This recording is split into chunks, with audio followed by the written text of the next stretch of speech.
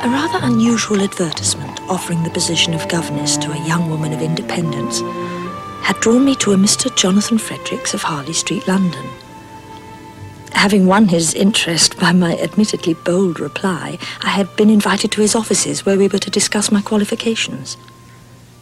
It proved to be a meeting I should well have avoided, had I but known of the bizarre and dreadful substance of that which lay before me. Mr. Fredericks will see you now.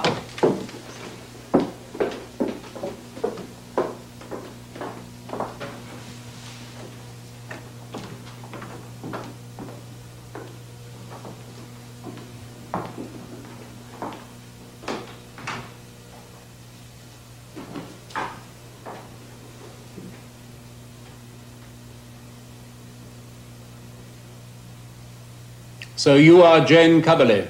Yes, sir.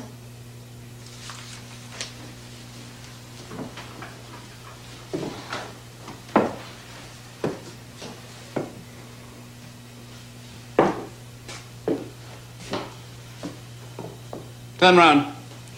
Open your mouth. Sir? Teeth reveal character. A pretty face is no gauge of worth. Open your mouth, girl.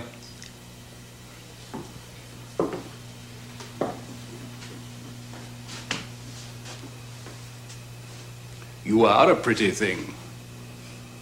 You may sit down, Miss Cubberley.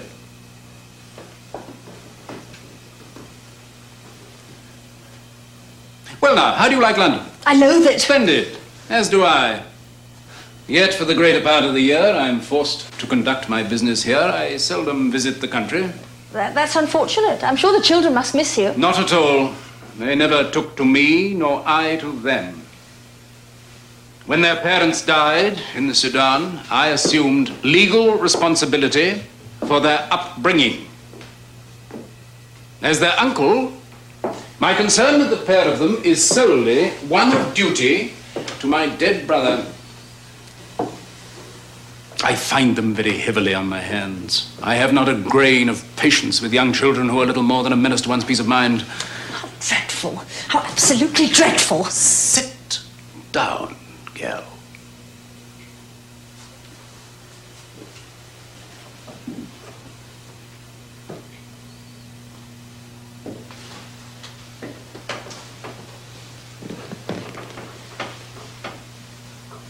So, you think me harsh?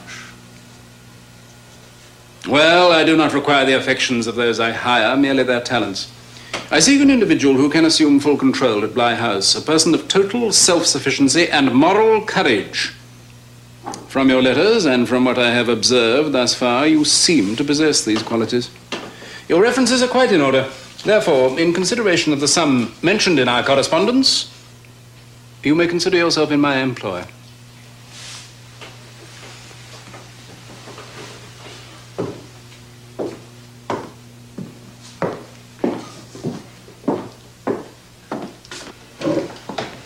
How should we be in touch? We shall not. I am about to undertake an extended business tour and shall henceforth be unavailable. Yet, if I should require... Whatever you shall require in terms of monies will be handled through my solicitor. You must deal with all matters of whatever nature involving the children, and without recourse to me. I do not wish to be troubled. Is that understood? I shall manage quite nicely. And you will not find yourself troubled. Then we are in clear agreement. Good day, Miss Cubberley. Good day, Mr. Fredericks. And do you still find me dreadful? Indeed, sir. In all truth, I do.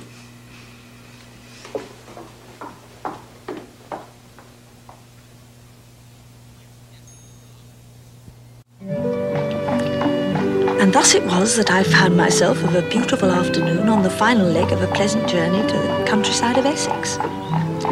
I was to be in direct charge of a household which included Mrs. Gross, housekeeper and cook at Bly, and the two orphan children, Flora, aged 9, and Miles, who was newly 14. How beautiful. What's that, miss? Oh, the country. London's all fog and damp. Are you from there, miss? Oh, goodness, no. I'm country born and bred. I came to London to apply for a position. I couldn't wait to leave. Well, you're sure to like Bly then, miss. Gardens, Big trees all round. It's an open kind of house. Lets the sun in. That's very reassuring. The way Mr. Fredericks described it in his letter, Bly sounded rather gloomy. All those closed-off rooms. Well, there's no use for them, you see, miss. Well, me and my boy Tim, we live above the stables. In the main house, there's just the children and Mrs. Gross since it... Since what? Since Miss Jessel went away, miss. The governess before you. Yes, I know little of her. Mr. Fredericks said she was taken ill, but he didn't elaborate. Why did she leave? Oh, it's not my business to say, miss. I'd be speaking out of turn. Really? Well, can't you tell me anything about her? Was she attractive? Quite that, miss. And young? Oh, young enough to please him, miss. Mr. Fredericks, I mean. Well, did she get on with the children? Oh, well enough. Especially with Miss Flora. I'm naturally curious as to the nature of her illness. Was it quite serious? Serious? Yes. Miss Jessel is dead, miss, and begging your pardon, I'll say no more about it. Well, there's Bly now, miss. Upon arrival, I found that my melancholy expectations of Bly House seemed quite unfounded. The house itself was most imposing, and my reception was both warm and heartfelt.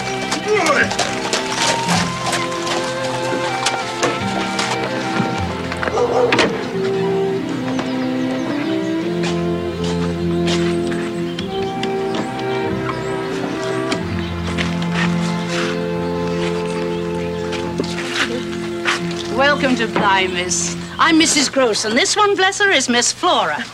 You're very You'll tumble upstairs, miss. It'll be in your room when you want it. Oh, thank you, Luke. You've been very kind. You're very pretty, you know. I hope we shall be friends. Oh, thank you, Flora. I'm sure we will. You'll find her a little angel, miss. There's no other word to fit.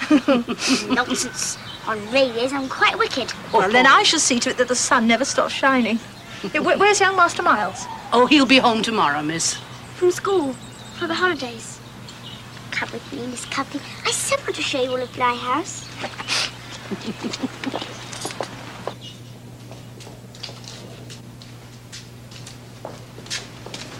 This is the drawing room.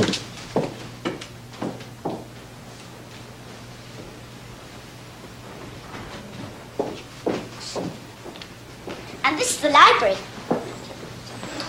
My, what a grand house. Upstairs is best. That's where we play our games. Oh, what do you play? Oh, hide and seek and riddle games. But special best is playing pretend with Miles. He's so good at it. You'll find them very bright, miss. I warrant they'll surprise you. What do you pretend to be? Oh, grown-up people like... Like who? Why, like our dear Mrs. Gross, of course. Come, I so want to show you the upstairs.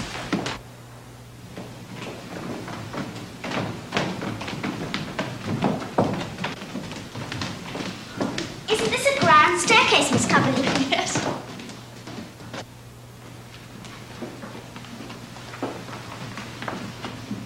And this is our room. This is where I sleep. And this is where you sleep.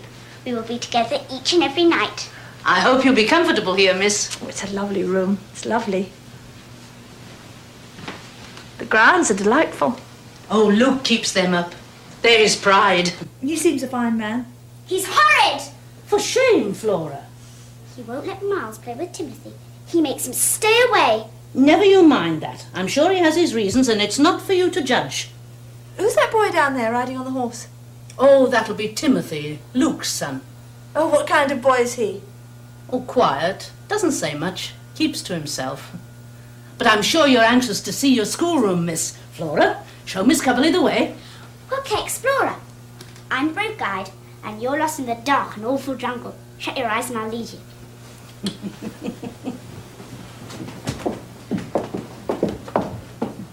No peeking, mind. If you peek, a lion will eat you, hair, toes and all. Oh, I wouldn't want that to happen.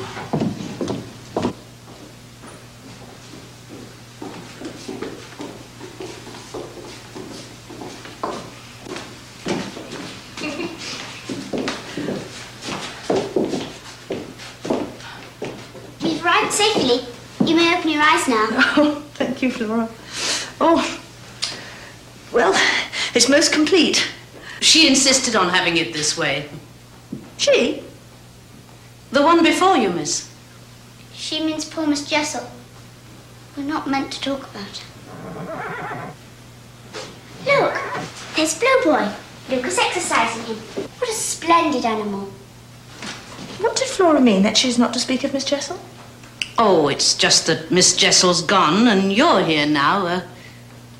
Past things are past, miss. Come, hurry, hurry. So much more to see.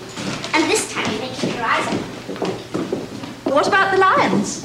Oh, I shot them all. We're quite safe now. Oh, go on with you, Miss Flora. I'm sure Miss 𝐶𝐵𝐺𝐵 doesn't want to go traipsing around all over this big house. She'll need to be resting after her trip. No, on the contrary, I feel quite stimulated. I'd like to see all that's to be seen. I shall show her the parapet. Oh, well, then I shall leave you both to it. I've got work enough to do downstairs. Dinner's at 8 o'clock.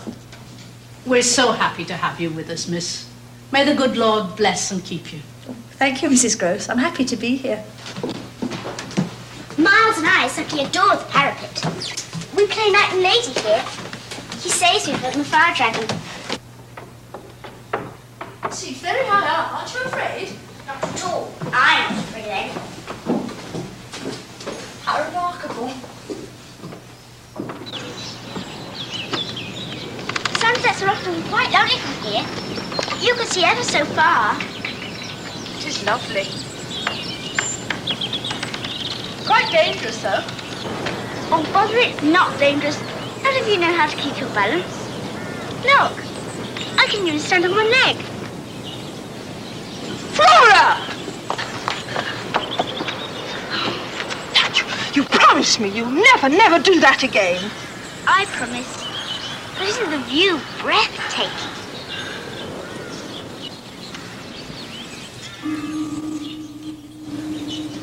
Who's that man? What man? There was a man standing there a moment ago by the clock tower. He was staring up at me.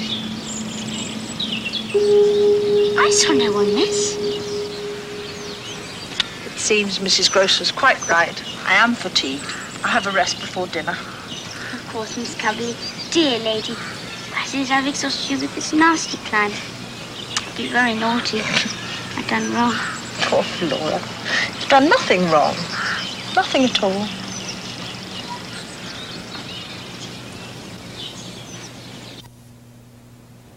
The post bag that second morning at Bly contained a letter addressed to me. Inside, I found a note from Mr. Frederick's solicitor declaring that he had received the enclosed envelope, which remained sealed, from the headmaster of Miles' school, and that I should deal with it, whatever the contents. Breaking the seal, I read the news that Miles had been dismissed and would not be allowed to return. I was shocked and bewildered. Good morning, miss. Oh, Mrs. Gross, I think you should see this. Oh, I haven't got my glasses, miss, and I really can't read properly without them. Well, I can tell you what it says, yet I cannot for the life of me comprehend it. Yes, miss? The school has dismissed Master Miles, and he is not to be reinstated. But what has the boy done? Oh, they go into no particulars, yet they declare him an injury to the others. Master Miles? An injury? Yes, no violation is specified, but the charge is clear. Why, it's dreadful to say such a cruel thing. See him first, miss, and then believe it if you can. Have you never known him to be bad? Oh, never, miss. I don't pretend that. Then he has been. Yes, miss.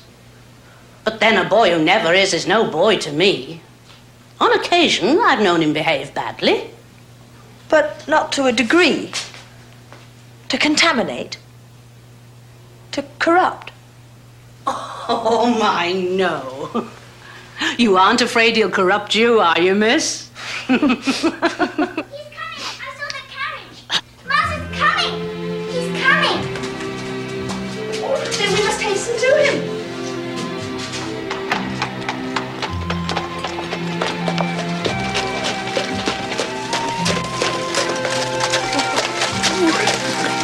Oh, dear, dear Miles. Oh, Flora. And good Mrs. Crowe. Welcome home, Master Miles. We've all missed you so. And this is Miss Coverley down from London, your new governess. My, you're a fine-looking young gentleman. And you're a fine-looking young lady. Isn't she, though? And she's good at games. We've already played lots of them. Indeed. And I'm sure we shall all function splendidly together. Shall we go in? Come on, Flora. Come on, Flora.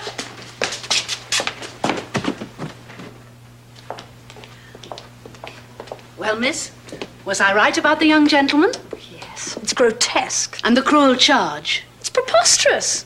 Then how are you to answer? What are you to tell Mr. Fredericks? Well, I should tell him nothing for the present. But what about the boy's schooling? Well, he's on holiday now. No, I'll wait for Miles to speak on the subject, as I'm sure he shall. On the evening of the day of Master Miles' return to Bly House, a rather odd incident occurred. I had gone to the terrace in need of solitude. The sky was spangled with stars, and the sweet scents of the garden permeated the night around me. It was as if time had stopped. The world was held fast in this frozen moment. No evil could disturb it, no events distort it. Then faintly, I heard a voice from the garden. I recognized it as the voice of young Master Miles. So glad to be back again. Missed you so much not being with you. Now I'm back. I feel much happier. So glad you're back. Miss Coverley, you quite startled me. Well, I heard you talking to someone. Is Flora here with you? Oh, no, miss, I'm quite alone. Oh, but there was someone here. I heard them. You promised not to think me strange? Yes, of course I promise. Now, who was here?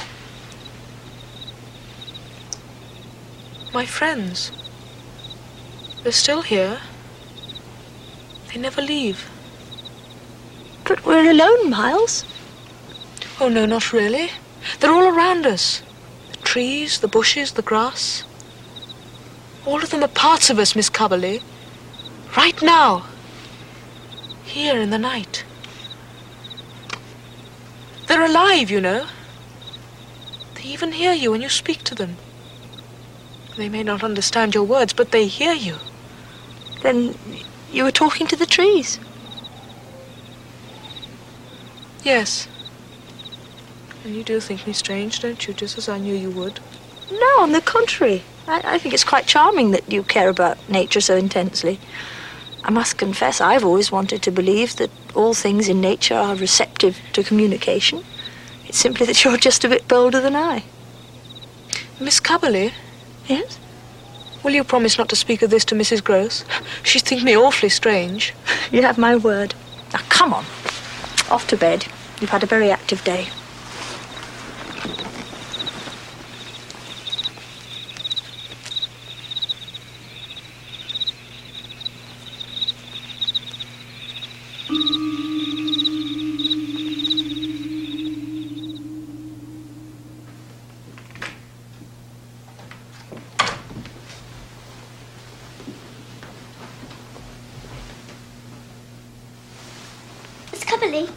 What are you doing awake? You're meant to be fast asleep. I just couldn't sleep. Oh, why not? Because I'm so excited that you're here, and I do like you so very much. Thank you, Flora, and I like you very much too. Miles told me he thinks you're splendid. Did he? That's very complimentary. Oh, yes. Miles is so very gallant, and the dear boy does have such a way with the ladies. Oh, does he now? Well, then I shall have to watch out for young Master Miles, won't I? Come on now, you go back to sleep. Night-night. Yes.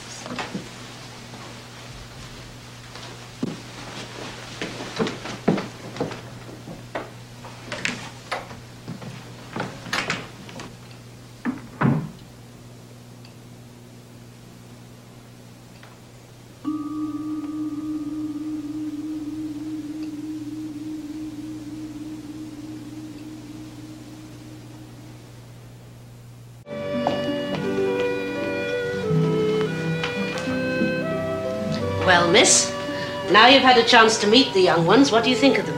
They're delightful. Young Miles, he's a sensitive boy. I can see they've both quite taken to you too, miss. Really? I so want them to like me, accept me. This is my first important position, and I intend to do everything in my power to make it a success. Your parents must be proud. Well, my mother died when I was very young, so I barely remember her. She's more dream than reality. I have an older brother. But your father? Well, we were very poor, and he was a parson. He was rather a strict father, a bit of a temper, so we learned to keep out of his way. I barely knew him. How sad. No. Do you know, in a way, I'm almost grateful for my childhood. For it now enables me better to understand poor Miles and little Flora. Oh, my goodness me, my cakes. They'll likely be burned black by now. Excuse me, miss. Yes, of course.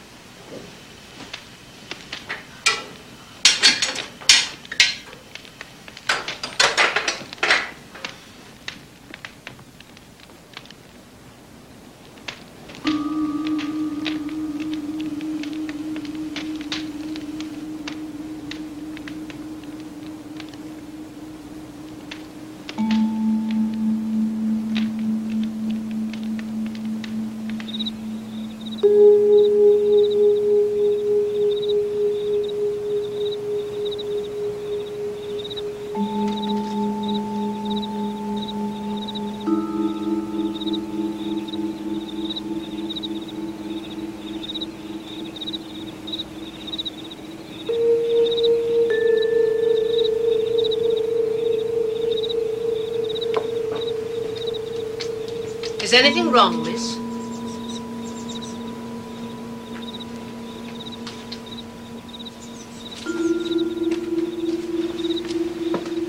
Moments ago, at this window, there was a man staring in. You mean Luke, miss? Why, No, not him. Another. But who could it be, miss? He was a horror. That's what he was. I can still see his face as clearly as I see your own. It could have been someone from the village. A tradesman, perhaps. No, his eyes moved as if he knew this room. And what of his appearance? Well, he's a tall man, dressed in black. I saw him once before during my first stay at Bly, from the parapet. The same man. He has dark hair, pale, cruel face, wide mouth, and his eyes were sharp, strange, and so penetrating. Peter Quint. What did you say? Peter Quint. The description you give could quite well fit him. You seem amazed. Well, I am, miss, because it couldn't be Quint. Well, why not? Who is this Quint? The master never spoke of him. Oh, not a word. Well, he was hired as the master's own man, his valet, when Mr. Frederick was here, some time ago, that was. Quint was put in charge when the master went away again. In charge? Above Miss Jessel? Oh, she came soon after, to rule the children. But he ruled the house. Was he dismissed? No, miss. Not dismissed. What then? Quint. He died, miss.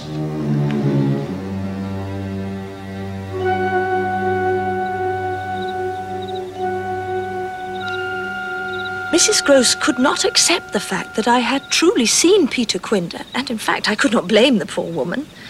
She attributed the visitation to my having perhaps heard of him from the children and put it down to an overactive imagination. But that night, as I lay in my bed, sleep eluded me, and when I finally closed my eyes, his pale visage visited me afresh.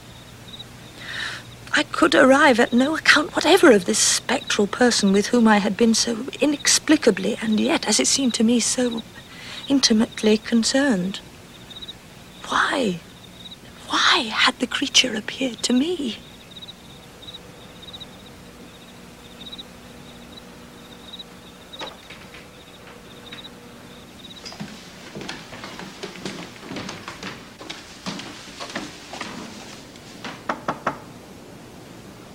Who's there? It's me, Jane Cubberley.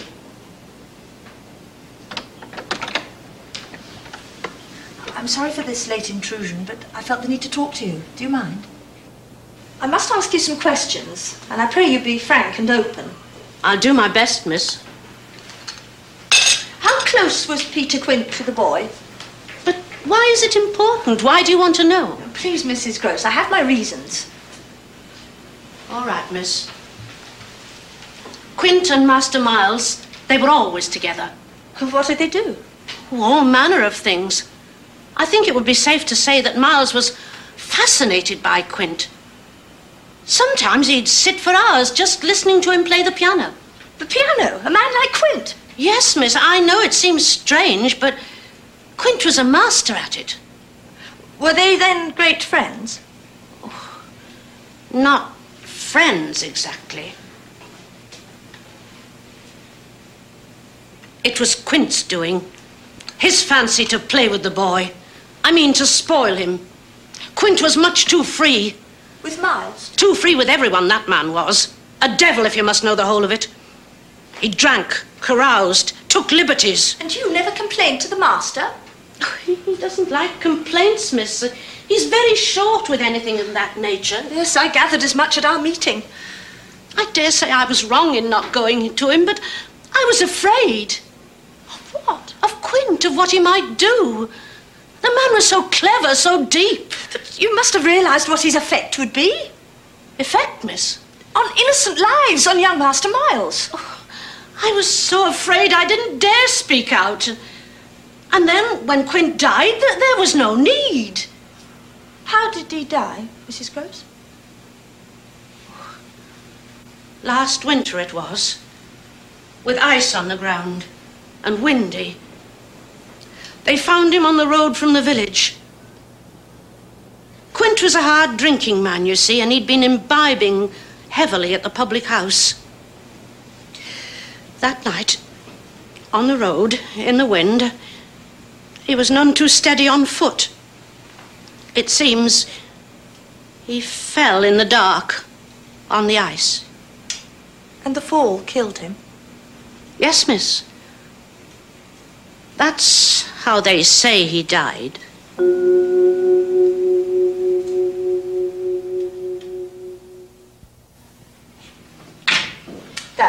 That's your problem for tomorrow. Is that quite clear to both of you?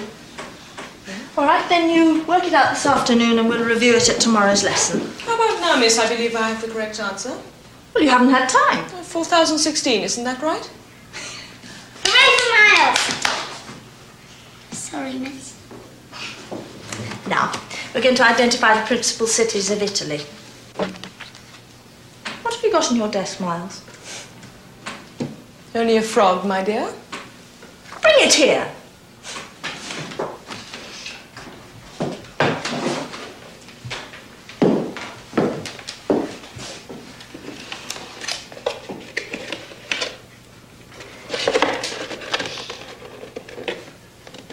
Its eyes. What have you done to its eyes? Why, I've blinded it, my dear. Miles! Well, you shouldn't feel badly, miss. The world is so full of ugly sights. This creature's been spared them. You take this outside this instant and relieve the poor thing of its misery. Then you bury it. Very well, miss. Whatever you think is best. And I do not want you ever to repeat this action.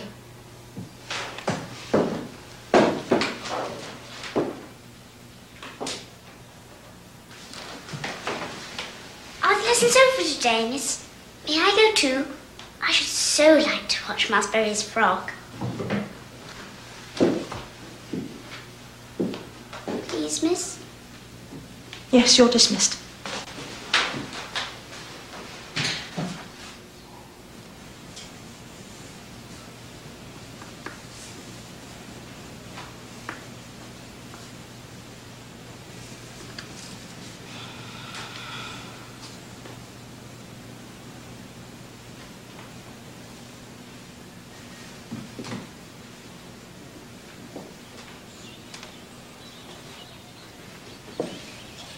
Miles, where's your sister? Down by the pond, I expect. Well, you should never leave her alone by the water. Shall I fetch her, miss? No, it's all right, I'll go.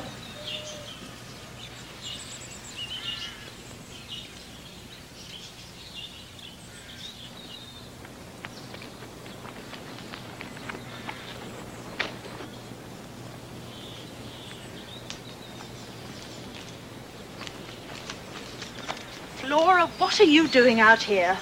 Making a boat. You know you're not meant to be here alone. I quite intended returning with Miles, only the dear boy left without me. Well, in future, will you please...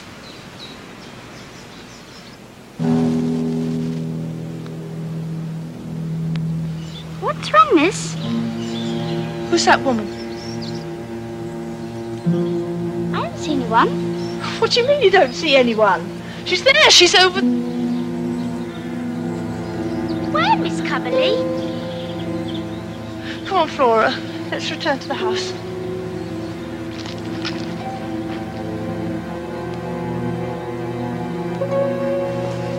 Mrs. Gross? Yes, miss? I've just come from the pond with Flora. There was a woman there, dressed all in black, pale and thin-boned, with dreadful eyes. She fixed the child with those eyes, Mrs. Gross. Such awful eyes. I don't understand, miss. What do you mean? It's as if she wanted to get hold of her. Of Flora. Get hold of Flora? Really, miss, I don't know what you're talking about. What did the child say to all this? Well, that's the fright of it. She said she saw nothing. She was like a great black bird of prey hovering there. A dead thing returned. Dead? Oh, yes. I know her. She's an evil face, eyes sunk in shadow, full lips. My predecessor. Miss Jessel? Flora has a portrait of her left among her things. The child displays it proudly. It was the same woman, Mrs. Gross, I have no doubt of that. Yet what I cannot fathom is why Flora won't admit to seeing her too.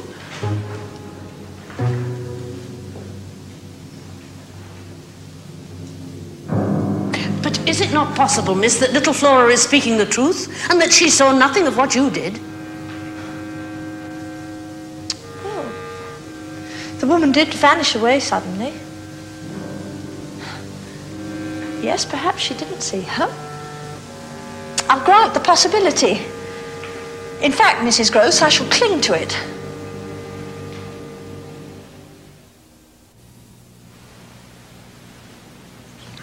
There. I so hope it grows. I'm sure it will. You've done a lovely job. Oh, I think it's starting to rain. My plant will be ruined. No, it won't. The rain will do it good. Do you think so, Miss Cubberley? I mean, I hate to see things die. Come on, quick, let's go inside before it really rains hard.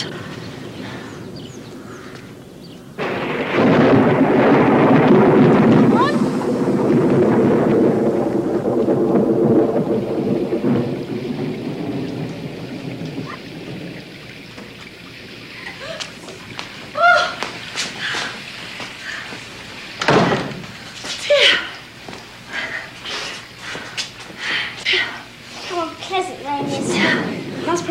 Exploring, and now we can't. Ah.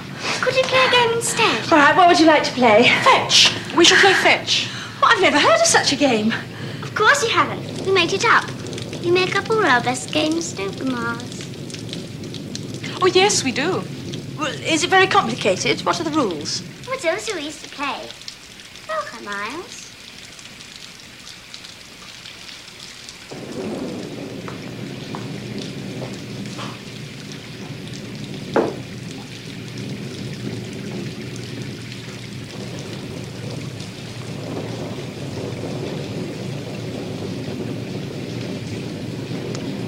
Each of us draws a card. If one of us draws a card marked slave, well, then the person who draws that card must obey, providing someone else has drawn a card marked master. If not, then we shuffle and draw again. You may draw the first card. What must the slave do? Fetch whatever the master asks. And who wins? Oh, there's no winning or losing this. Not in fetch. We just play till we're bored. Ready? So, I'm the master. And who's to be my slave? Flora? What does the blank card mean? It means that Flora is disqualified. The contest, my dear Miss Cubberley, is between us. Your card, please.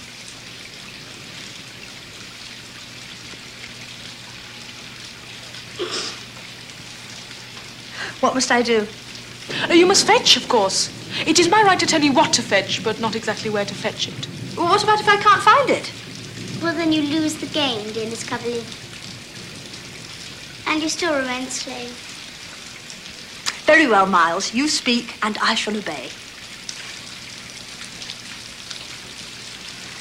Go up into the clock tower. In that great, dark place, there is a Chinese doll. It is dressed in yellow. You must look until you find it. And am I to bring the doll back here? Yes, that's correct. As my slave, you must lay the doll at my feet. Very well. I shall go.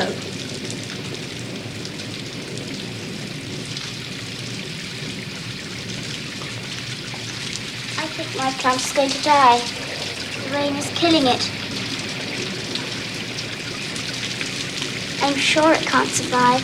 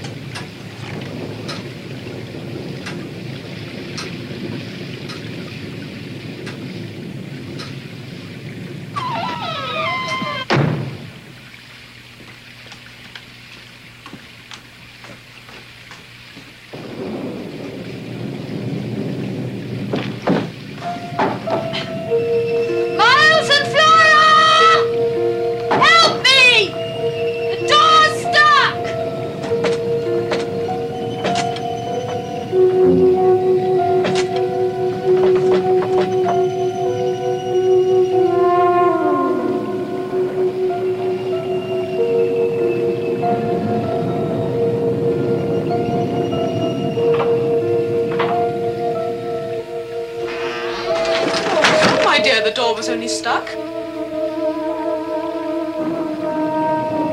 There was a woman standing over there. A woman standing over there? Yes, there. She's gone now, but she was there a moment ago. Go and have a look. Are you sure you're all right, Miss Cubberley? You're quite right. There's certainly nothing here now. Over here, was it? Yes. Oh, wait a minute. There's something else down the room. This is probably what you saw. Wait a minute.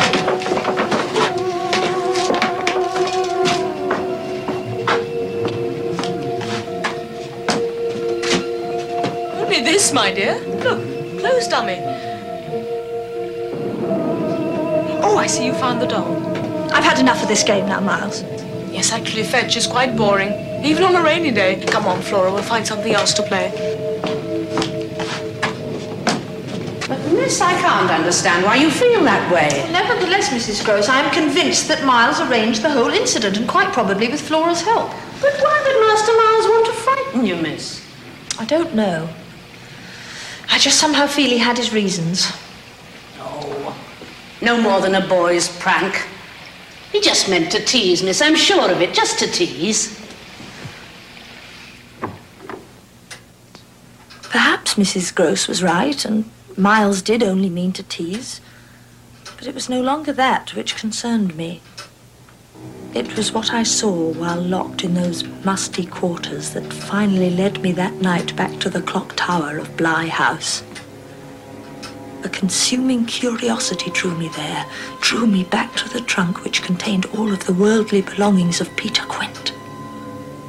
I determined to examine these personal items in order that I might know more about the man.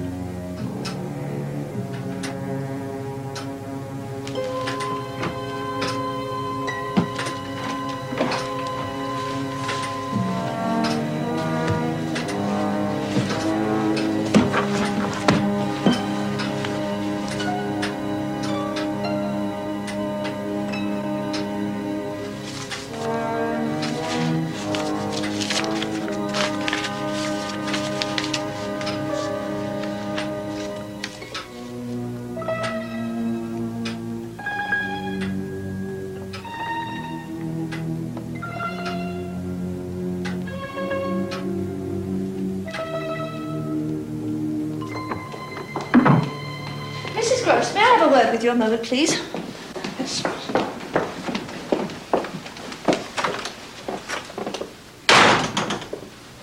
What do you know of these?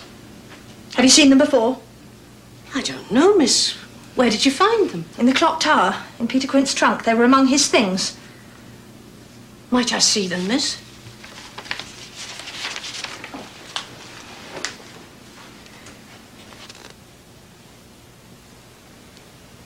Why, miss, they're Shocking. Vile and degrading. Have you knowledge of them? I recognize the handwriting. And the harlot who sent them? They're from Miss Jessel. You must speak out fully. Quint had his way with her almost from the day she arrived. And she, Miss Jessel, she encouraged him in his vices, matched them with her own. An infamous pair they were. Shameless and bold in their dark business. Oh, miss, the things that have happened in this house.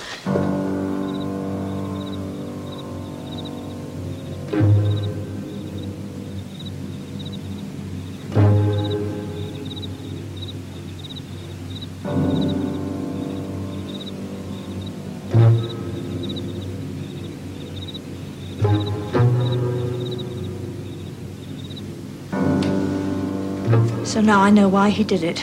What, miss? Miles. Why he sent me to the clock tower. He wanted me to find those dreadful letters. Oh, miss, how can you think such a thing? Why ever would Master Miles I must have it now. Of what did Miss Jessel die? Tell me the nature of her illness. After Quint's death, she brooded, shut herself away in her room, refused to eat. We'd hear her moaning in the night. Finally, she left Bly. Tell all of it. I want the manner of her death. She went quite mad, miss. Within a month of leaving Bly, and this I heard from others, she put a pistol to her bosom. They found her in the village inn, lifeless on the bed. I'll have those letters, Mrs. Gross. Yes, miss.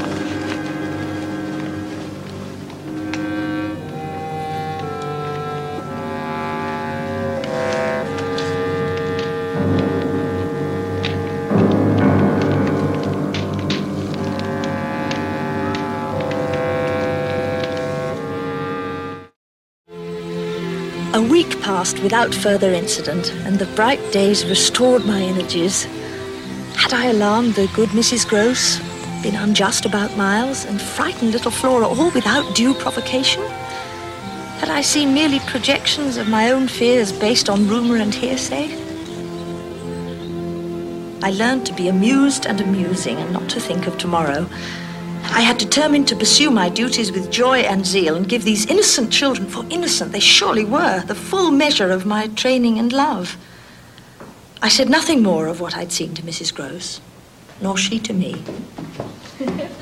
Would you read to us, Miss Cubberley, while we rest under the shade of the tree? Oh, what story would you like to hear? A fairy tale about good and evil with witches and demons and dark forests. Well, I rather think Miles is a bit old for such stories. Oh, no, he isn't. Not really. He'll enjoy it every whit as much as I shall. Please. And we could have a picnic. Well, all right then. I'll meet you under the trees at the front of the house, all right?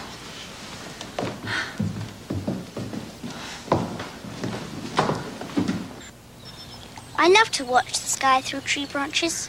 It looks all cut up into little blue pieces. Oh, hush you, Ninny. Dear Miss Cubley is ready to read to us. Oh, there's no hurry. Why don't you have some more of Mrs. Groce's lovely chicken sandwiches?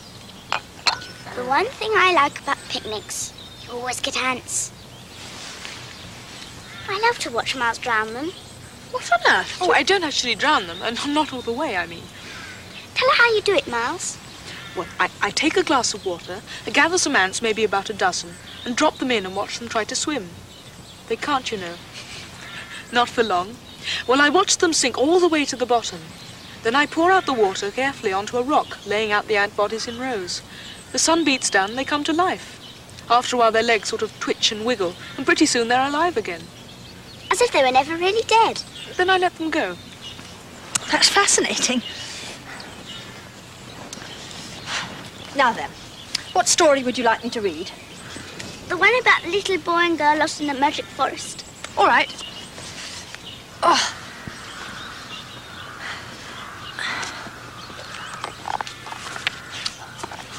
Once upon a time, in a far-off kingdom of green and gold, there was a magical forest. A wizard had created it to feed his huge belly, but died before he could eat more than the outer edges. He was a pig. Oh, do be quiet, or I shall stuff your mouth with grass. The trees were licorice, the roses were peppermint, and the rocks and boulders were chocolate drops. An evil witch had come to live there in a house alongside a lake of sarsaparilla deep in the forest. She had emerald eyes and sharp ivory teeth and a long pointed nose for smelling out children. Boys and girls were warned never to venture into the magical forest, no matter how good it tasted, because the witch was there to eat them. The witch hated licorice, but loved to chew up boys and girls. So do evil witches really exist? No, only in fairy stories. But evil exists, my dear. Along with good. Can it be reversed, I wonder? How, Miles? Well, evil be good and good evil. Look, there's Luke with Blue Boy. Maybe right in Miss Maybe. Oh, go on, both of you. But don't miss your lessons.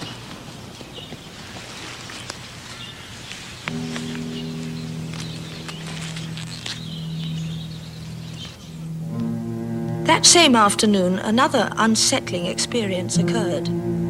On the way back to my room, I suddenly came across Flora. She stood on the parapet stairs, a strange smile upon her face. I stopped for a moment, gripped by the cold and certain realization that Flora was about to embrace the very presence she had denied seeing. Flora? Oh, Miss Coverley. Who's there with you, Flora?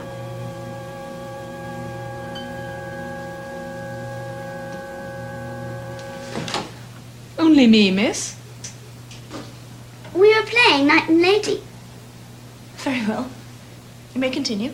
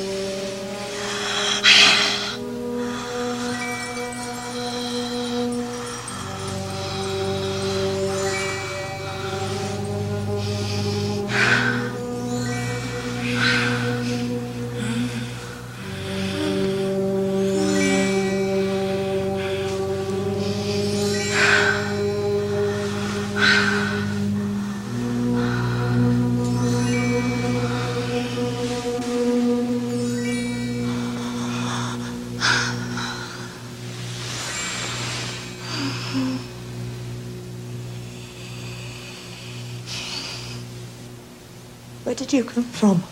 From my room, dear. I heard you cry out as if in pain. I came to see if I might aid you. But I see you're only dreaming. You quite over your nightmare? Yes, quite. Did I awaken your sister? Oh, she's fine. Young children sleep quite soundly. As you should be doing at this hour.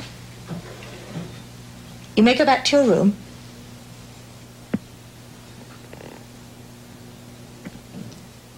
Might I have a good night kiss?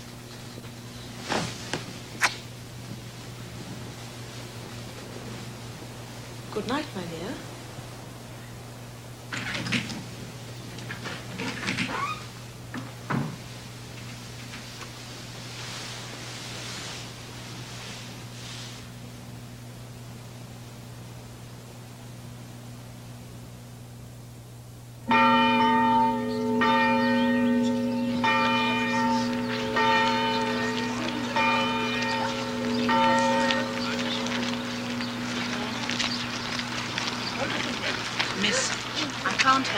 Did Master Miles mention the nature of his troubles at school? No, not a word. And you didn't bring the matter up? Oh, yes, on more than one occasion, but he shies from the subject. And I hesitate to press it further. He'll speak in due time. And you didn't write to Mr. Fredericks? No, and I shall not unless things move beyond my control. I must see this out. Might I ask a special favour, Miss Coverley? Yes, of course. Could we visit the graves? He means the churchyard round the back. The cemetery's there. Oh? I'll not go. I want to go back home to Bly and play dolls. My little doll, Sally, is very sick. Somebody wicked got off her head. I could take Miss Flora back, miss, if it pleases you to go with Master Miles. I would like to visit the graves. Well, all right. We'll go round to the cemetery then, Mrs. Gross. This way.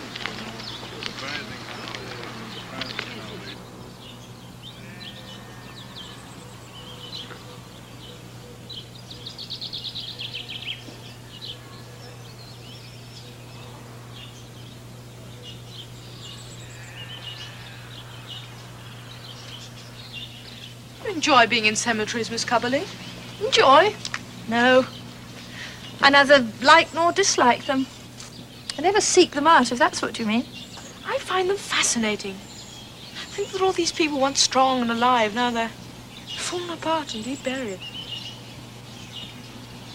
Will my skeleton fall apart when I die? What kind of talk? You're barely 14. Can't 14-year-olds die? Everyone dies eventually, Miles, but we try not to think about it. That's irrational. Why not think about it? Death is as real as life.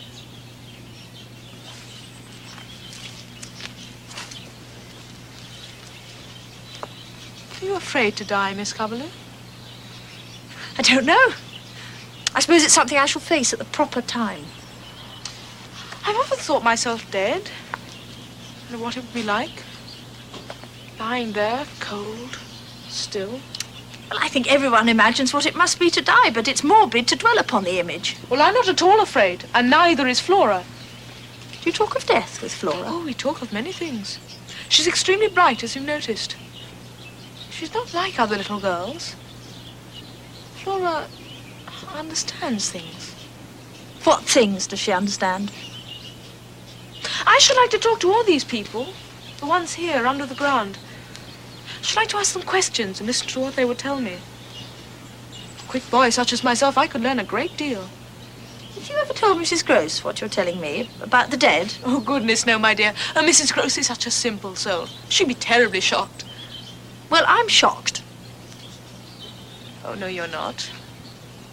Oh, you think you ought to be, but you're not. Indeed, you're fascinated by everything I've said.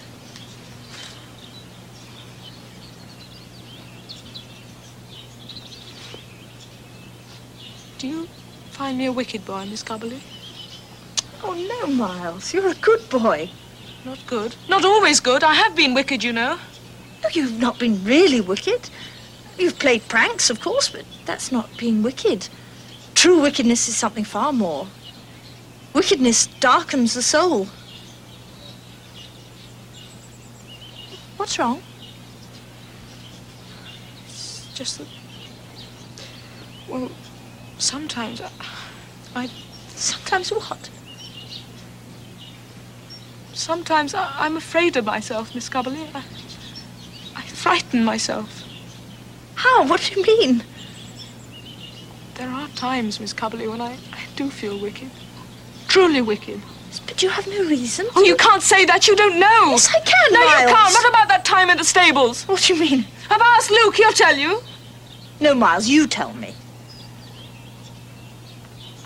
Tell me, Miles. I hurt Timothy when we were playing together in the stables. Did he do something to make you angry? He did nothing. I just wanted to hurt him. Why? I don't know why. What made you want to hurt him, Miles? Who made you want to do it? Nobody at all. I just wanted to hurt him. Wanted to be wicked. Oh, let's leave now. I've had enough of this place. Enough!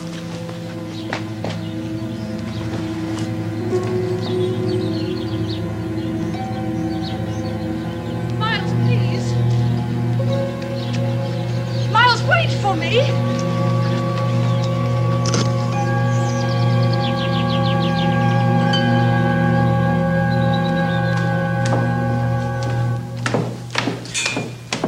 Mrs. Gross, could I ask you a question? Yes, miss.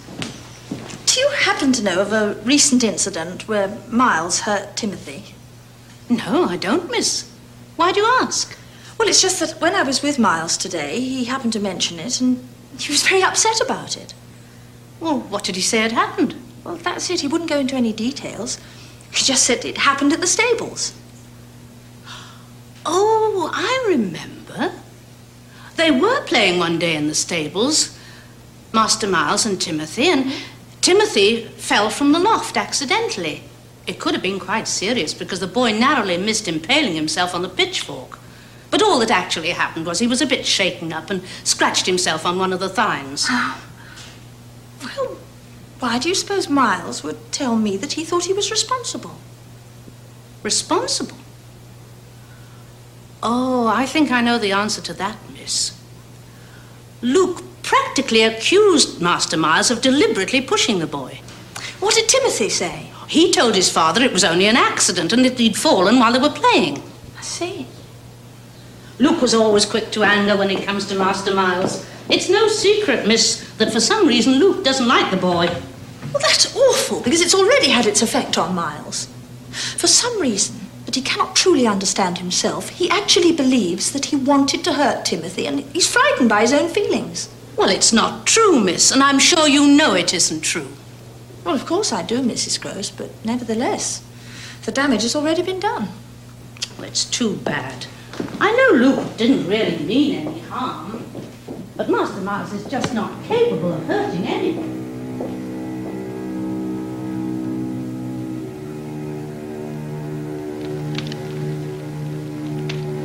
Late that night, with both children abed, I retired to the sitting room in order that I might hopefully lose myself in the pages of a book.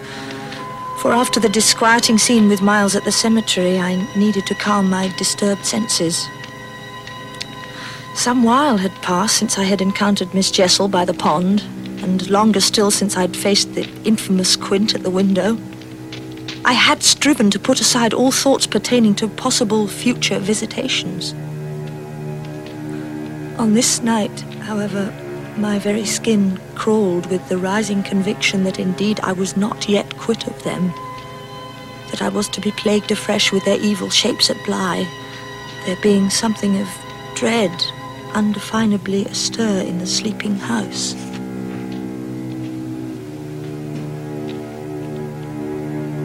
The walk back to my room seemed on this uneasy night a journey unending. The halls seemed thrice their size. It was as if Bly House had stretched and lengthened itself in the manner of a thing alive, that the very wood stirred beneath my feet. At the stairs, my sense of apprehension greatly intensified, and I found myself short of breath, though I had not yet begun to climb. As a child, I had once read in amusement that midnight is the hour of the witch and that 2 a.m. is the hour of the demon. Now, at 2, In the black depths of Bly House, I was anything but amused at the recollections, yet pushed such thoughts aside to climb still further upward. The staircase became an enemy to be conquered, a wooden mountain to be scaled. Then, as I reached the top of the stairs, I felt a chill enter my body, a cold so intense that I shuddered as if deep winter had entered the hall. It seemed to be emanating from the schoolroom.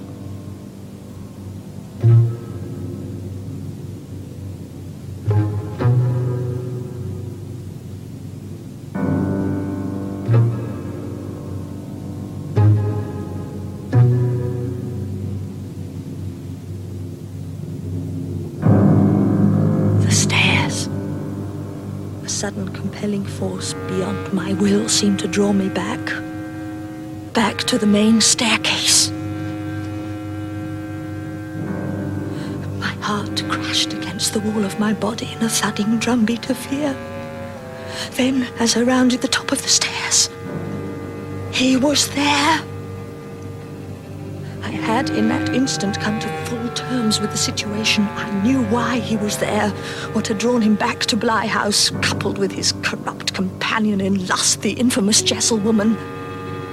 They had come for the children, to claim the innocent souls of Miles and little Flora, and that dark knowledge strengthened me in this moment of horror.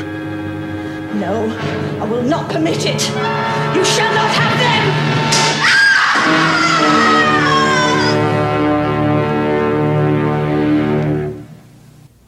Apparently, in that moment of rage and fear, I had flung myself full at the demon figure and had tumbled from the landing. At the impact, my senses quite deserted me, and my next recollection was of Mrs. Gross bending over me, and behind her, Miles and Flora. Are you all right, miss? We feared for your life, my dear. Indeed. Have you any broken bones? No, I'm all right. I stumbled in the dark. The night air blew out my candle. I lost my footing. Now, back to bed, both of you. It's far too late for talk.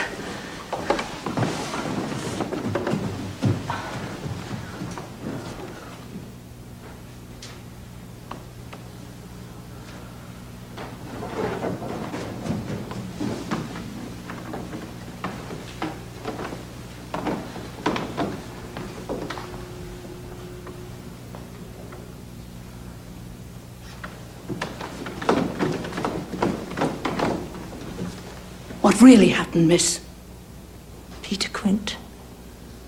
He was on the stairs. You do believe me, don't you, that he was there? They want me out of the way. Don't you see that, Mrs. Gross? They want me to abandon the children to them, but I shall not.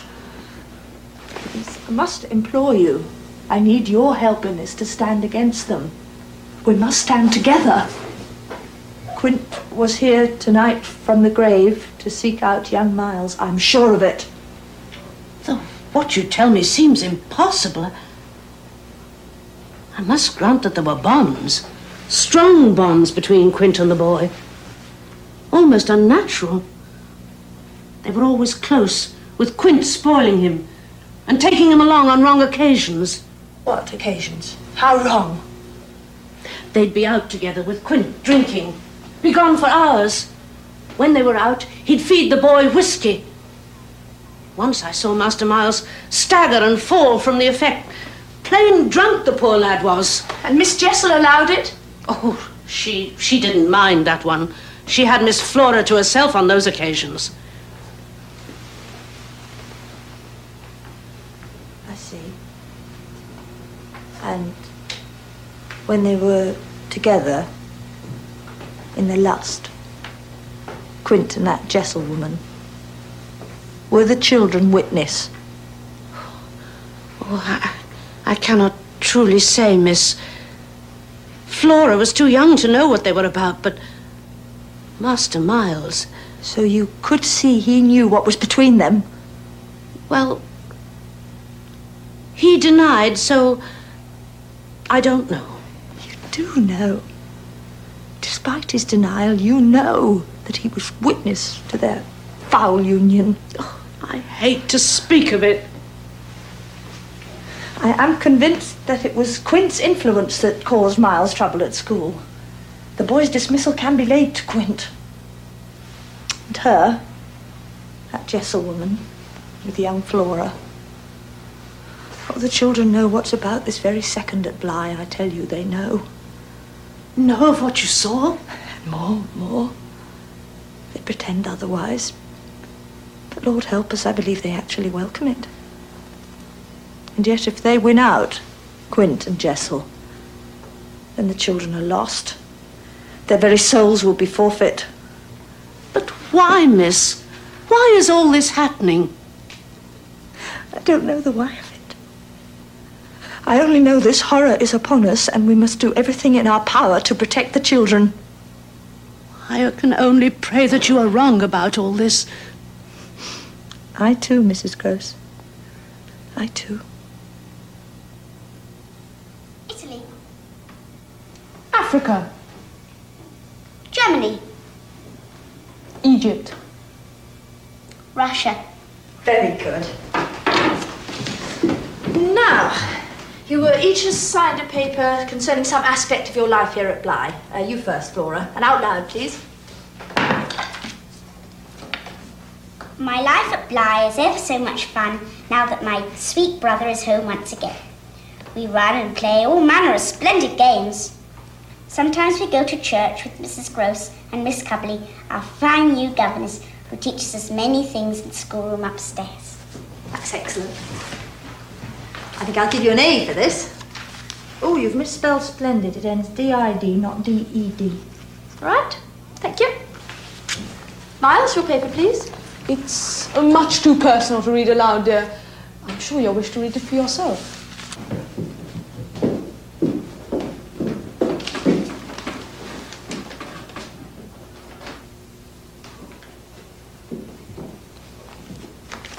Who wrote this? Why, I did, miss, just as you assigned. That's a lie, Miles. No, honest, miss, on my honour. The paper's all mine. Then these lurid words are yours.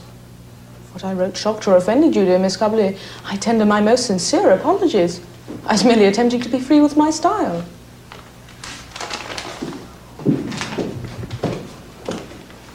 This paper is completely unacceptable. You'll write me another, proper one, and I shall expect to have it by this afternoon. You are both dismissed.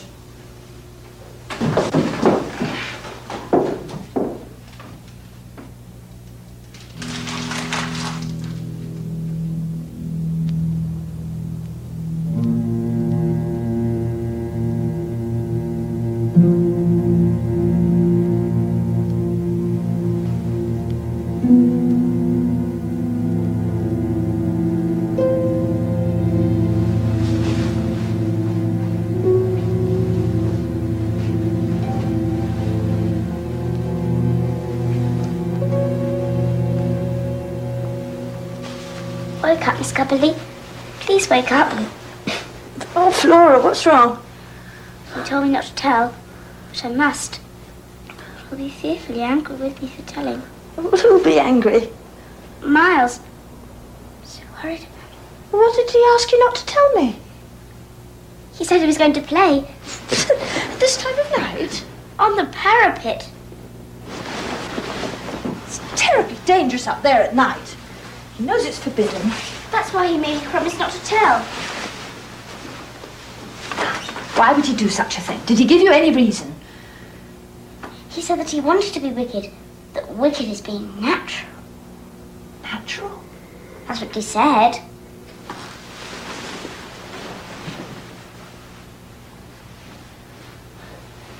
Now, you remain here in my bed and you don't move an inch until I return. What are you going to do with Miles?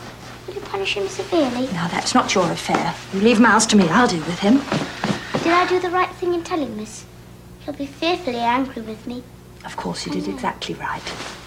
Go to sleep. Yes, Miss.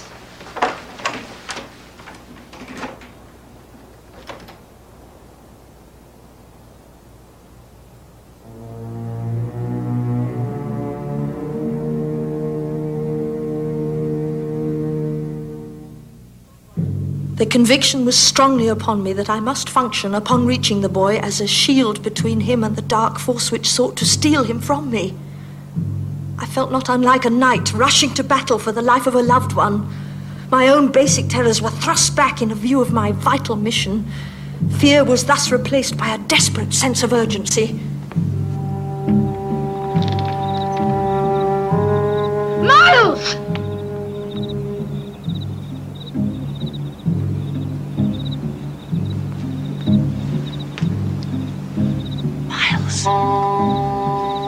Get off there, Miles. Here, give me your hand.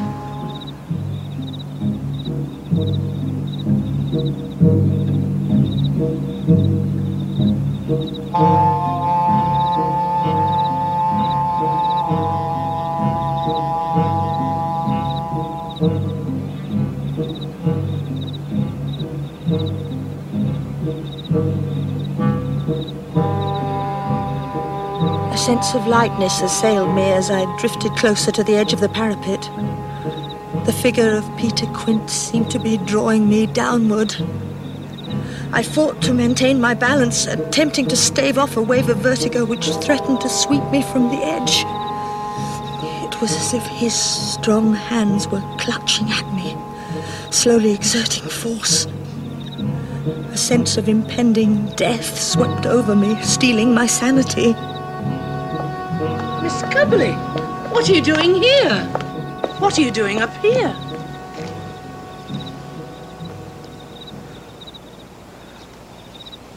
Miles, where's the boy? I haven't seen him, miss. But he was here a moment ago. Oh, I don't know anything about that, miss. I heard Miss Flora crying, and she told me that you'd come up here. And she made no mention of Miles? No, miss. Are you sure? Yes, of course I'm sure. He was here. He was right here. Oh, miss, he's asleep. Nonsense. He's faking. Wake up, Miles. Come on, it's no use pretending. Not deceived. Oh, miss, I think he's been asleep all the time. Please, miss. Go and see to Miss Flora. I'll deal with Master Miles. Well, if you... Yes, miss. Well, Miles.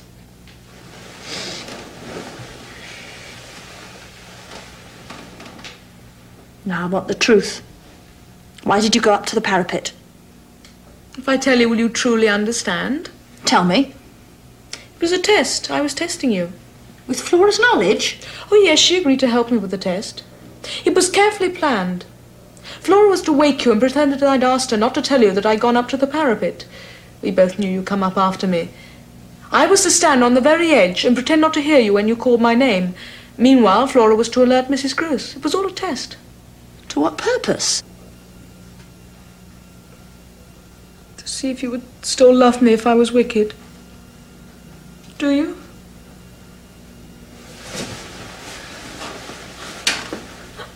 I so need your affection, Miss Cubley. I'm not really a wicked boy, even if I seem... No, I know. Miles, I must ask you. Did you know what I'd encounter there at the parapet? That he'd be there? That I'd be drawn to the very edge? No, miss, I swear it was simply a test. I don't know what you're saying. Then why did you run away? Because I wanted to frighten you by disappearing. It was all part of my wickedness. That was all? That was all, miss, all.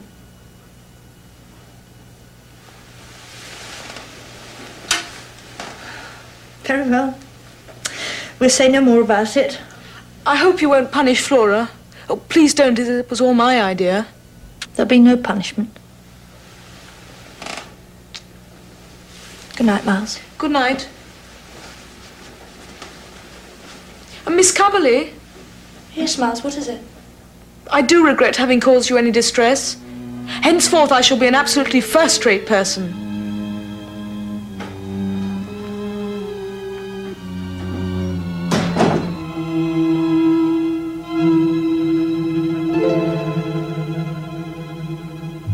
I left young Miles quite shaken by the child's need for affection.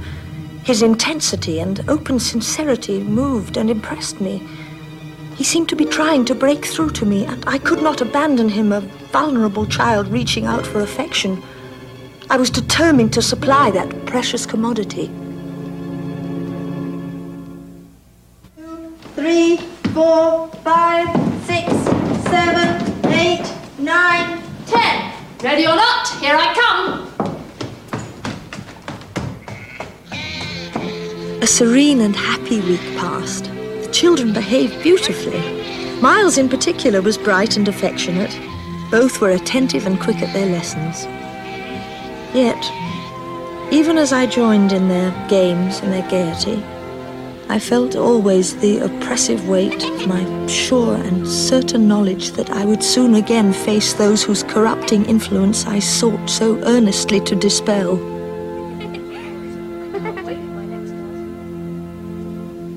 A seasonal storm struck at Bly, and the inclement weather kept the children indoors throughout the day, but they had neither complained nor misbehaved as a result of this tiresome confinement. To reward them for their patience, I had agreed to sit with Mrs. Gross in audience while the children performed for us. On this night, we had no idea of the nature of the performance, nor of its odd and unsettling content. I so enjoy a cup of hot chocolate on a cold night. Will you join me? Thank you, miss, I will. Thank you. You've never told me of your family. Your parents, your brothers and sisters. Oh, I never had brothers or sisters, miss. My mother, she was a working woman like myself. She wanted more children, but something went wrong and she couldn't have any more. She died young. My father, he kept to his trade. Never married again. What was his trade? Roof thatcher. Good he was at it. But he's gone too now. Oh, I've been alone for many years. No family. Until the children came into my life. They're my family now. Master Miles and little Flora. Were they born at Bly? Oh, no, miss. They were born somewhere in Africa. The Gold Coast, I think they call it. Constant travellers, those people were. Oh, so they came to Bly after their parents died. Their uncle, Mr. Fredericks, he brought them here. I was already working for him. Luke, too. I tell you, they brightened Bly the moment they stepped inside the door. What a joy, those bright, shining little faces, full of life. Oh, it was a good house before the others came.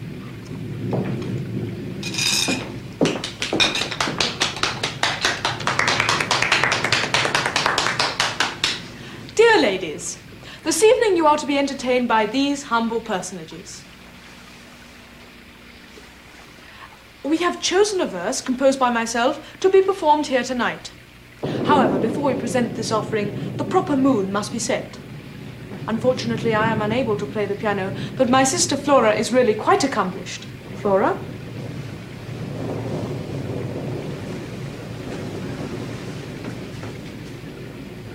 Please begin.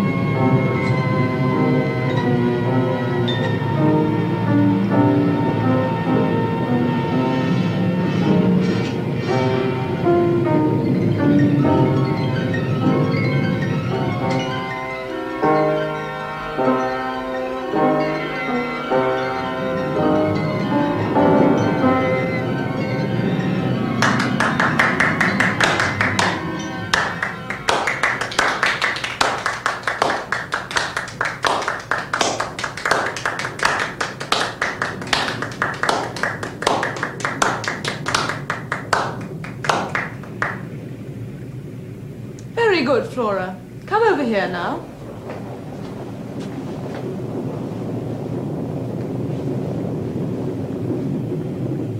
Our piece is entitled The Gift Eternal. Darkness is a shroud cover. Darkness is the cloak we wear. We do not fear the vasty blackness. We wear shadows in our hair. Darkness calls us to a reckoning. Calls us to its close embrace. We shall soon be there to meet it. Though we cannot see its face. In the dark, the grave doth open. And the coffin cannot hold. Those of us who love the darkness. Darkness is our final throne.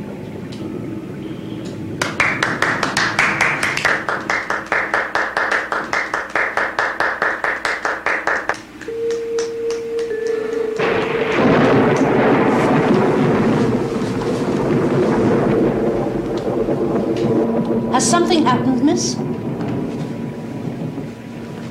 What's wrong? I thought I saw reflected in that mirror.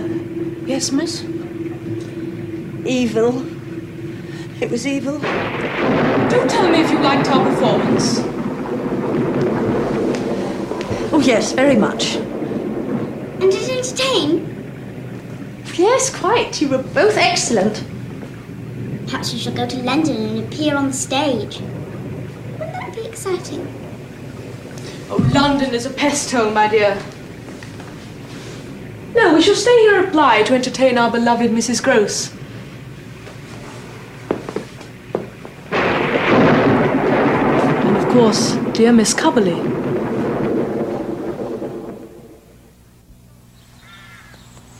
Knowledge becomes the armour one wears against adversity, and in my quest for more knowledge of Peter Quint, I decided to pay a visit on the following morning to Luke Ames at the stables. Morning, Timothy. Oh, morning, miss. Blue Mice hello. You're grooming him beautifully. What a lovely horse. Oh, thank you, miss. I guess my father's taught me everything there is to know about horses. He knows horses better than people. Tell me something, Timothy. Do you remember Mr. Quint? Yes.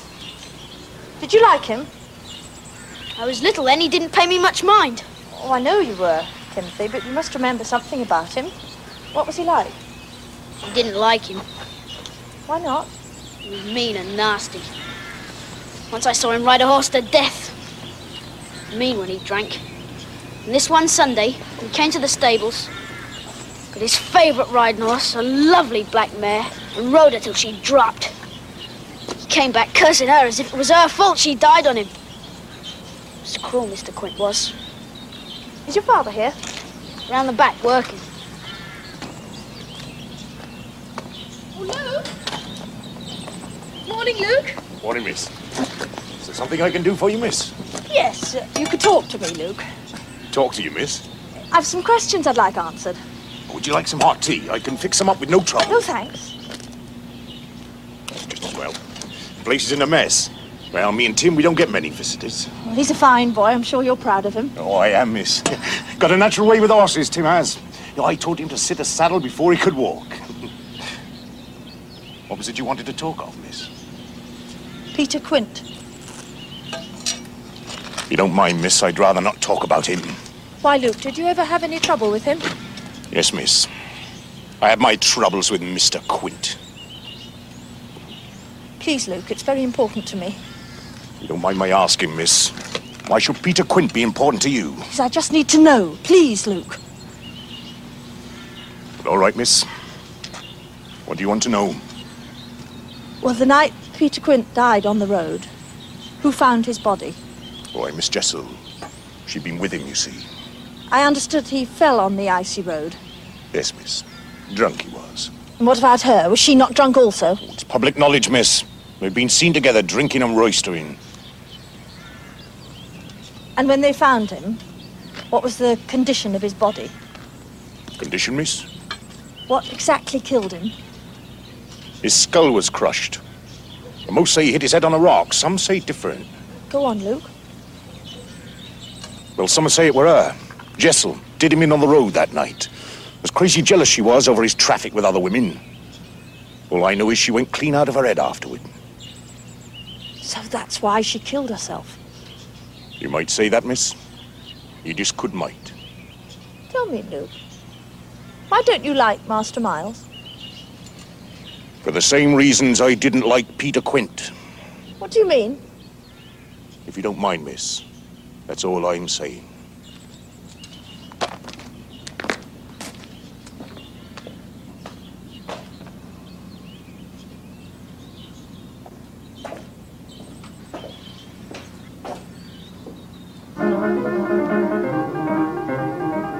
As I left the stables and approached the house, I heard piano music and assumed that Flora was at practice. I soon realized this could not be so, for the music was quite professional, a beautifully executed rendition of Bach.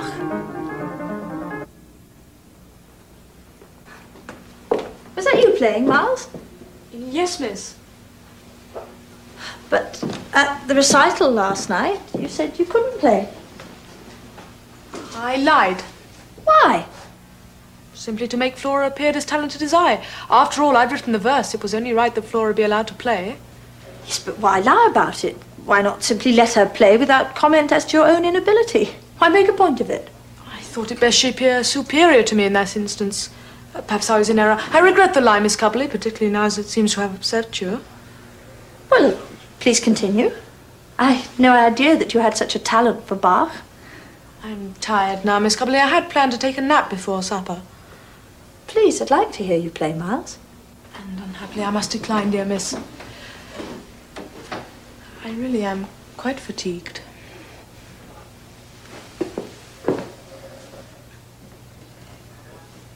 Late that afternoon, after correcting some of the children's work papers, I was on my way to the schoolroom when I suddenly ran into little Flora.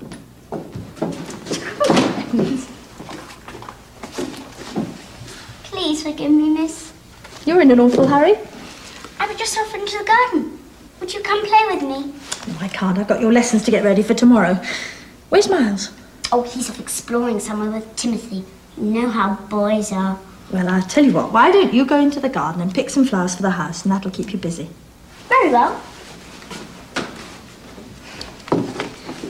Miss Coverley, I've often wondered something.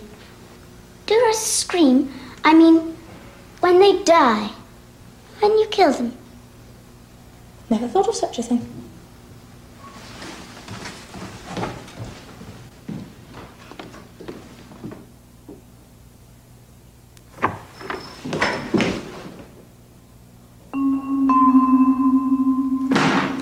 You vile, miserable woman!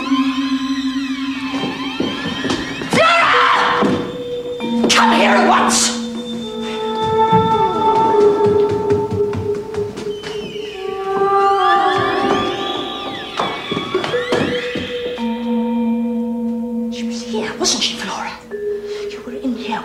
You heard me coming, that's why you lingered in the hall. Say it, Flora, say it! I was alone in here! Please leave me!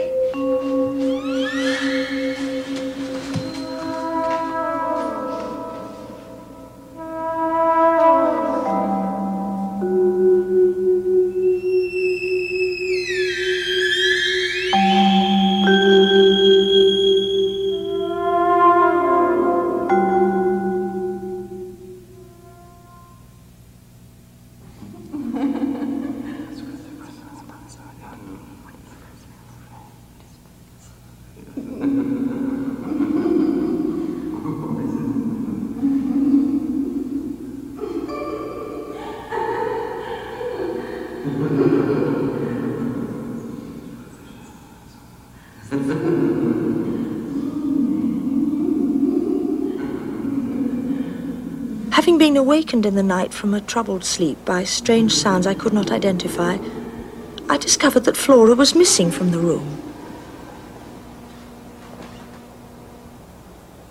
Miles also was afoot in this late hour, his bed unslept in.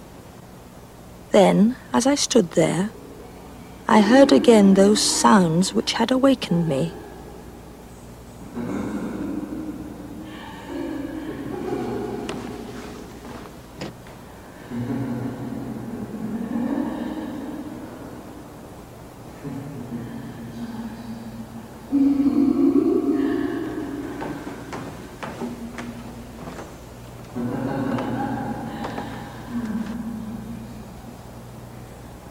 Bly House has many closed rooms, and it was to one of these, in the deserted west wing, that the disturbing night sounds drew me.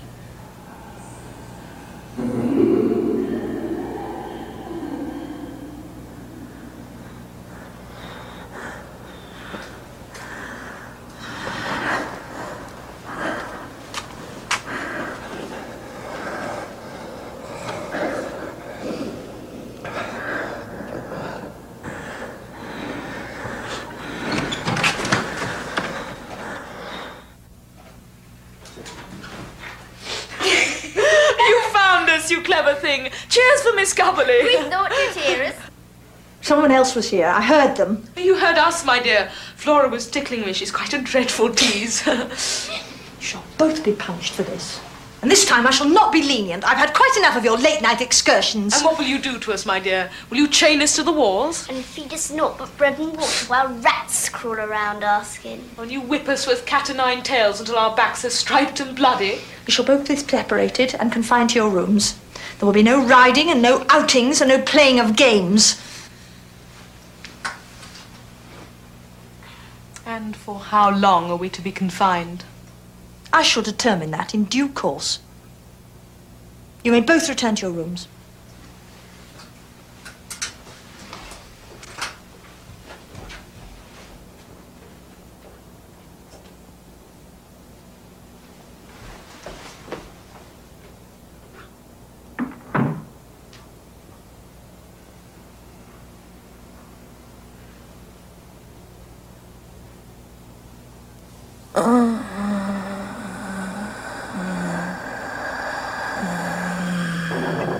It's been 2 days now, miss.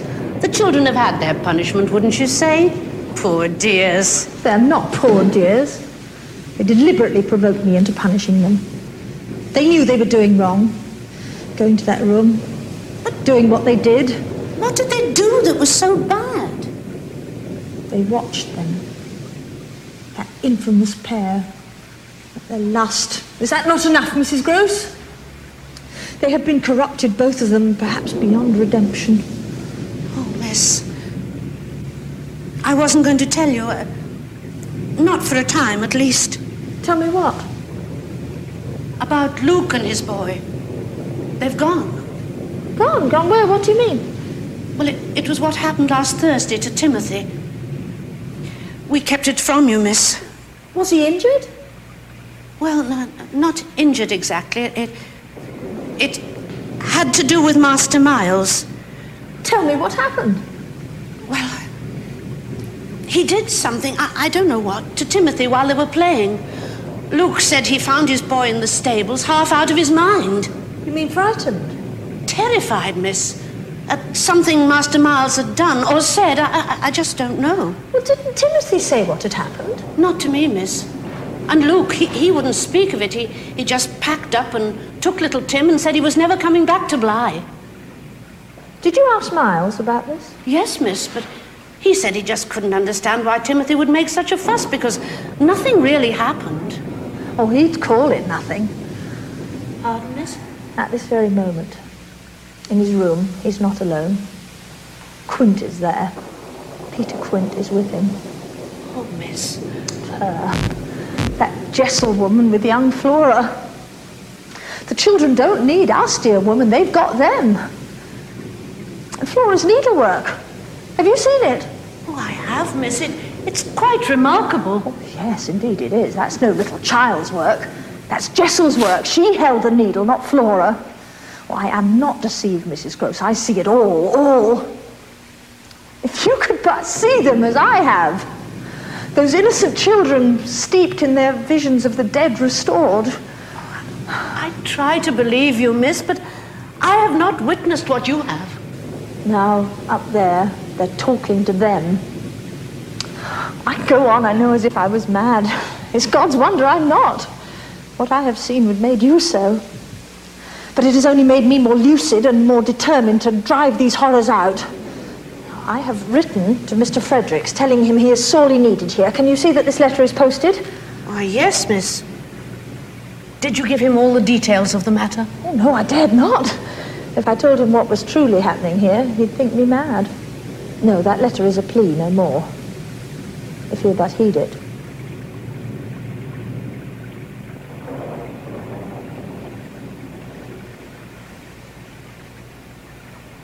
Yes. Yes. I hear you. I'll come. Yes. Yes, I'll come.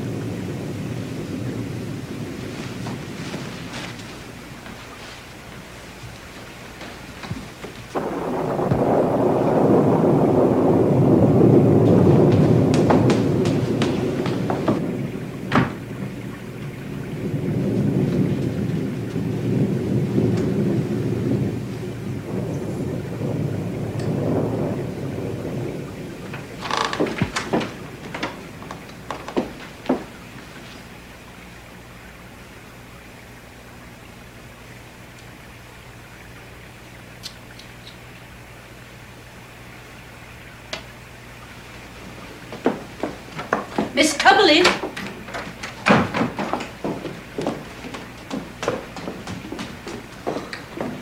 Oh, miss, I've just come from Miss Flora's room. I'm so worried about her. She hasn't had a bite to eat, and I do wish she'd reconsider their punishment. Well, she's a perfectly healthy child, and she's not about to die of starvation. No, but what good will it do continuing their confinement? Oh, please, miss, I'm truly worried about her.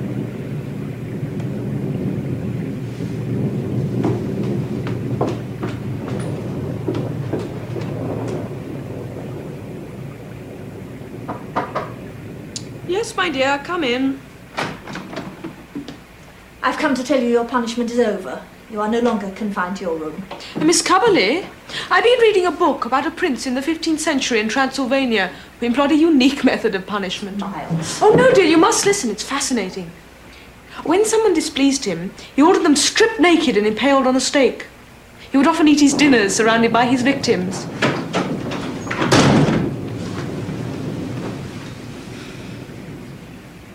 Nasty fellow withal, wouldn't you say? Now, Miles, we're going to stop this. The playing of word games no longer amuses me. What should happen if your uncle should arrive now? What would you tell him? About what, my dear? What's happening here in this house?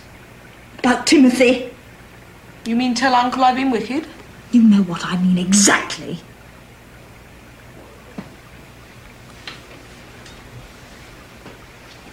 Oh, Miles. Poor Miss Cubberley. We have put you through a lot, haven't we?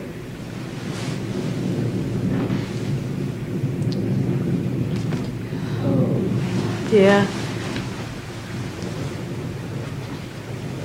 You look so pale of late. So drained of colour. And so tired. There, is that better? Does that relax you? Is there nothing at all that you want to tell me? That you will tell me? But you know what there is to know. Miles, please believe me. I don't want you to suffer this alone. But you must trust me. You must trust what I'm saying.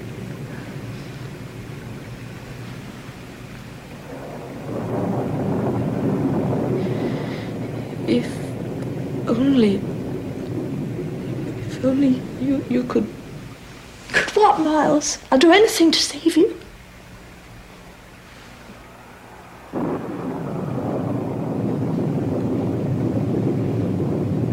I should like to know something. Yes? You talk of saving me, but tell me who, dear lady, is to save you.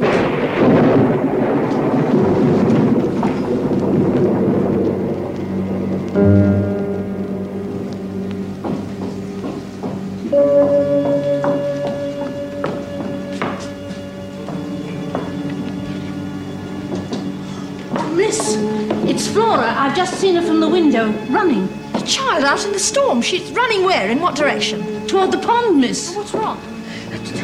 Miles, your sister is out there in that storm. We are going after her. You will stay here. Yes, certainly, Miss Cubberley. Besides, I shouldn't fancy getting soaked out there. The fellow has to watch his health.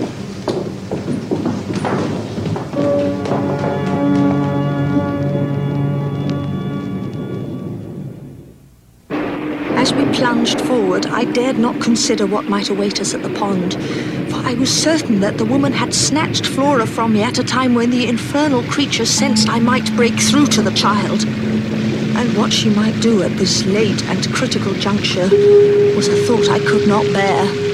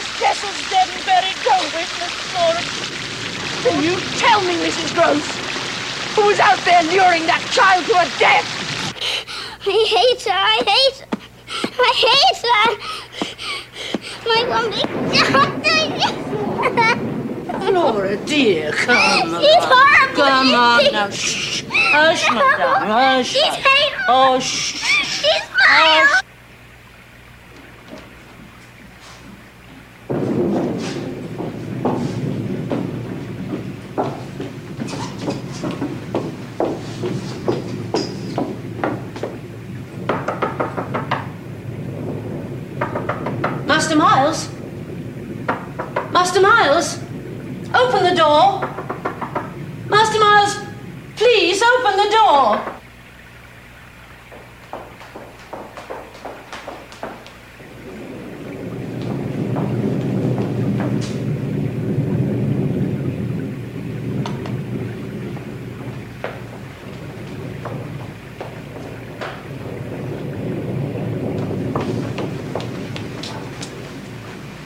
Master Miles has locked his door, won't answer me, won't budge from his room. And the letter you wrote to Mr. Fredericks, it's gone. I'm afraid Master Miles has taken it off the table in the hall. Never mind. You leave Miles to me. Have you packed Flora's things? Yes, miss. We'll take the carriage out tonight. And what does she say of me? Oh, miss, I don't think I should. Tell me. You must tell me. She fears you, miss. Fears me? No fear of Jessel, is that it? She said not a word of Miss Jessel, but she's spoken the most dreadful horrors, miss. About you. Used quite dreadful words I'd no idea she knew. Thank God. That justifies me. That child's appalling language. Yes, it justifies me. Don't you see that? They're not her words, they're Jessel's. And Jessel's lost her now. She tried to take her down at the pond, but she lost. And now she rages through the child. I'll take her to London, far away from them. Then you do believe? I believe, miss. Take the child quickly and go. Leave me with Miles. Alone with the boy, miss? Don't you see? He wants to speak to me, to release himself and confess this whole vile business. I can make him speak. And if he confesses, what then? Why, then he's saved. Quint has lost. They've lost the pair of them, Quint and Jessel. Now, go quickly. Take the child. Let me save Miles. Don't you see that, dear Mrs. Gross? That now I'm the only one in all this world that can.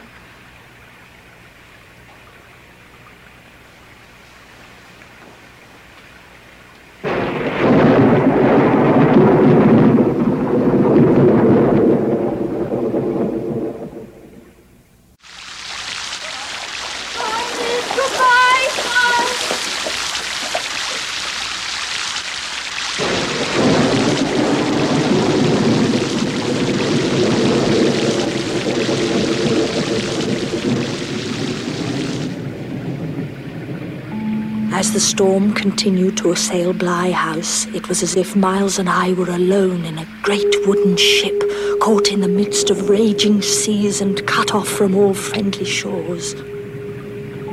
I mounted towards Miles' room with a sense of high resolve.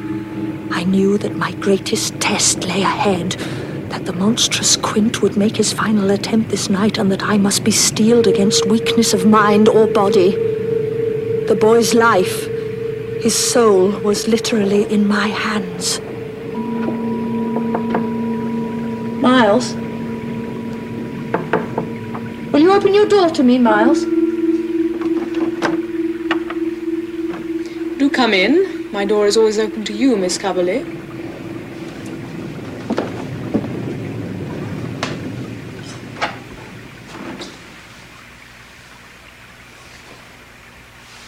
Do you like my outfit? I thought I would dress properly for the occasion. And this is an occasion, our being alone together at Bly. Will Flora be all right, or is the dear child ill? Flora will be fine. Mrs. Gross has taken her to London, to your uncle's. Flora's in an emotional state. She needed to get away from Bly. From Bly? Or from you, my dear? She's quite distressed. She's not at all herself. London will calm and restore her. I'm sure it will. I suppose I should have said goodbye, but goodbyes are tiresome and pointless if those who depart return. I doubt that Flora will ever return to Bly. There's nothing for her here but sadness. And what does Bly hold for you, my dear? A challenge. One I must meet. Oh, so we're together. And what a strange pair we make, I say. Why did you stay, Miss Coverley? You could have gone with them. Well, I'd never leave you alone here, Miles. You know that. Alone? One is never alone. Then who is with you? My thoughts. My past. All the things of my life are here with me. As they are with you. I'm here as your friend, Miles. And I as yours, my dear. Oh, you've been splendid with me on the whole. My recent confinement was, of course, quite deserving. I hold you in high regard. In fact, I must confess something. Yes? I'm starved. Couldn't we continue our talk over tea and biscuits? I so enjoy hot biscuits soaked in honey. We shall have a high old time for ourselves, shan't we, dear Miss Coverley? On such a night as this, I so prefer brandy over tea. I am so sorry you won't join me. All right, Miles, I will join you. Good girl.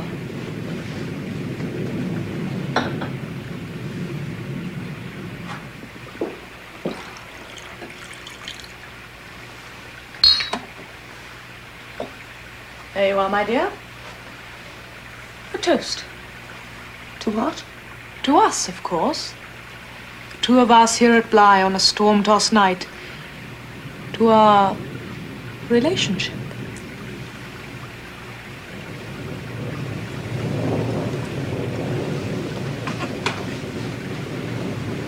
And now what have you to say to me? I know you have much to say.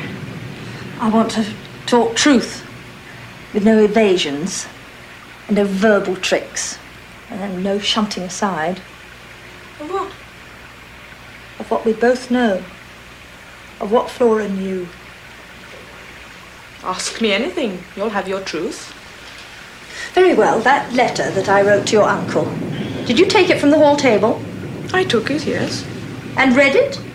Yes. It was dull. Nothing more than a highly emotional request that my uncle return to Bly. I had hoped for more. You had no right to take it. Nor you to write it. Knowing as you do that my uncle is not to be troubled. Is this tiresome subject all you wish to discuss with me? All right. Your school. Why were you dismissed and not to be readmitted? Because I said things. Only that? They thought it enough. To turn you out for? Yes. To whom did you say them? My chums, mainly. Those I liked. And did they repeat them? Yes. To those they liked. And so these things that you said, they eventually got around to your headmaster? Eventually. But in his letter, he gave no specific reason for your dismissal. I'm not surprised. I wouldn't have expected him to write the things I'd said down on paper. One doesn't, does one? Were they vile, then? I'm not going to repeat them to you, dear, if that's what you're after. I shouldn't wish to corrupt you. So they were corrupting, were they? To the other children? He taught them to you, didn't he, Miles? As he taught you so much else. As he taught you foul words and foul deeds. He's corrupted you, Miles, hasn't he? Can't you see that? He's made you now what you are. Can't you leave me alone? I'm sick of your questions. Miles? No, leave me alone. Miles! Run from me, Miles! Why are you doing this to me? Hounding me, trying to trap me? What have you got to gain from it? Friend, Miles. I'm your only real friend. Please, you need me. Need you? I loathe you. I despise you. Can't you see that? You're such a stupid bitch. He's here, Anthony, Miles. He's right here in this house. Say it, Miles. Tell me he's here, isn't he? Say it! Say it! Yes! Damn you, woman! You want to hear me say it? Peter Quint is here!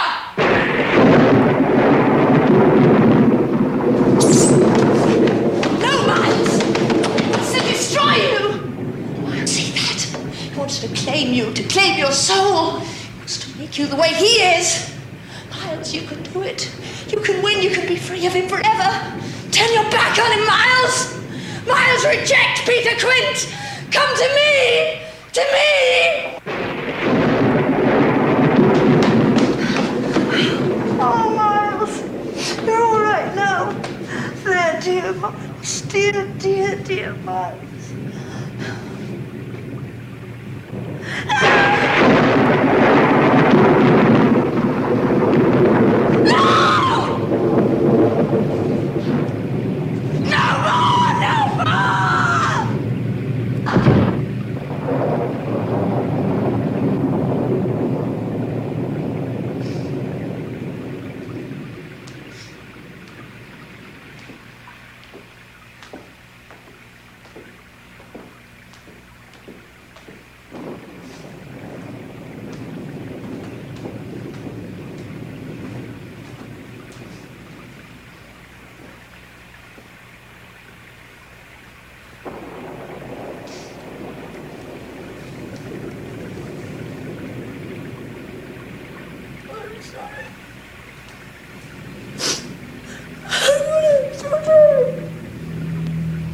I'm so sorry. I'm sorry. Oh, I'm sorry. I never...